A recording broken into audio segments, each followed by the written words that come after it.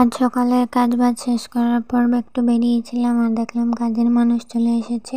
তো মা বলল চা বসানোর জন্য। আমি তো চা বসিয়ে দিয়েছি আর তারপর দুপুরে রান্নাটা করে নিচ্ছি।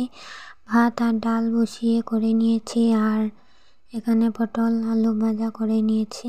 আর তারপর বড়দা বলল যে আমাকে ভাত দিয়ে দে, তো বড়দার ভাতটা বেরিয়ে নিয়েছি। তো বড়দা এখনও আসেনি, আমাকে শুধু ফোন করে বলেছে। আর আসছে না দেখে আমি স্নানেও যেতে পারছি না। আমার খুব রাগ হচ্ছিল যে স্নান করতে পারছি না। আর তারপর স্নান টান করে আসলাম, এসে পুজোটা দিয়ে দিয়েছি। আর সন্ধ্যেবেলা দেখো এখনও চুলটাও আঁচড়াইনি।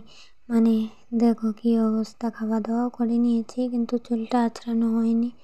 আর তারপর সন্ধ্যাবেলায় মা বললো যে চা বসানোর জন্য, তো চা বসিয়েছি। তো ভিডিওটা ভালো লাগলে লাইক কমেন্ট করো আর চ্যানেলটিকে সাবস্ক্রাইব করে দিও। তো টাটা, ভালো থেকো সবাই।